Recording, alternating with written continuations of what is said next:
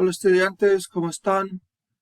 Hoy es martes, el día 9 de julio, y vemos que tenemos blog de discusión número 1, El amor a primera vista, y poema 20 es para esta noche a las 12, antes de la medianoche.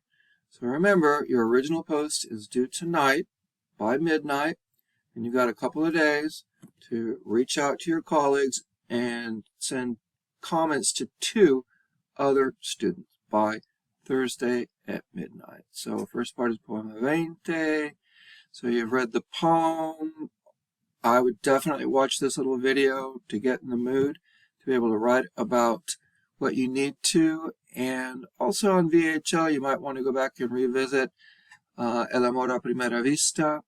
So you're writing entirely in Spanish. And remember, there are 2 parts. Don't forget, 2 parts. First one, ¿creéis en el amor a primera vista? Porque sí, porque no, explica. ¿Tienes algunos ejemplos, contraejemplos?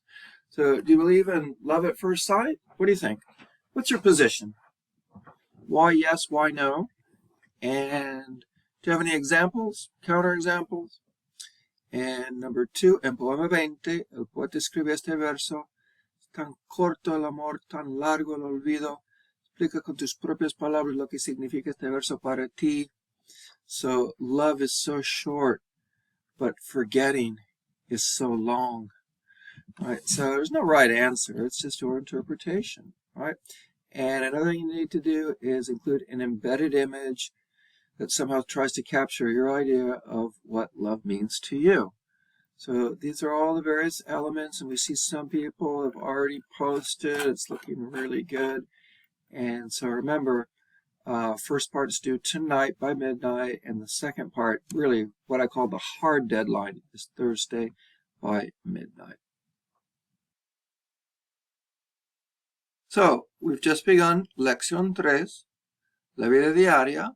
Tiene que ver con la vida de todos los días, las cosas que tenemos en casa, también de compras, centro comercial, el supermercado, también expresiones de tiempo, a propósito, a veces, a menudo, casi nunca, de repente, etc. Y más vocabulario todavía. Así que vamos a trabajar con la vida diaria.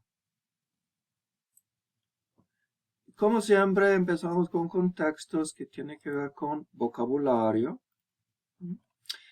Y luego la gramática tiene que ver con el pasado en español. So you realize that there are really 2 types of past tenses in Spanish. You've got the preterite, and you also have the imperfect. So always a good idea to start with the grammar tutorial, the little video, then go for the presentation, and before you tackle the activities, it might be a good idea for you to go out and go to studyspanish.com. So that's where I'm going to go right now. So studyspanish.com, good place to refresh your memory, show all, and you'll notice that here you've got an entire unit on the past tense. So preterite versus imperfect, the main idea. When you use the preterite, concentrate on the forms. Imperfect, same story. Then it kicks it up a notch. You get the preterite dos, imperfecto dos. Then you get both of them together. So you have all these nice little pedestrian tutorials which will help you with the activities back on VHL, if we can get there. So here we are back here. So always a good idea before tackling the activities, go out to studyspanish.com for some extra practice, and hopefully everything will make sense. Really, in a nutshell, the preterite is used to describe what happened, right? So the action is seen as a specific action that is somehow complete. Yesterday, I went to the beach. Preterite. Imperfect is the past tense, but it's seen as something that was continuous, ongoing, not yet completed. So yesterday, while I was on my way to the beach, right, imperfect, but I hadn't gotten there yet, right, something happened. Bam, and that happened, whatever happened is going to be in the preterite. So both are used together. So that's why this part, 3.3, both of them used together in the same sentence, in the same narration, is really important. So that's where we are. I've been looking at the grades. Things are looking pretty good. We're making excellent progress. We're about halfway through the session. As I told you, it goes really, really fast. So if you have any issues, any questions, any problems, reach out to me.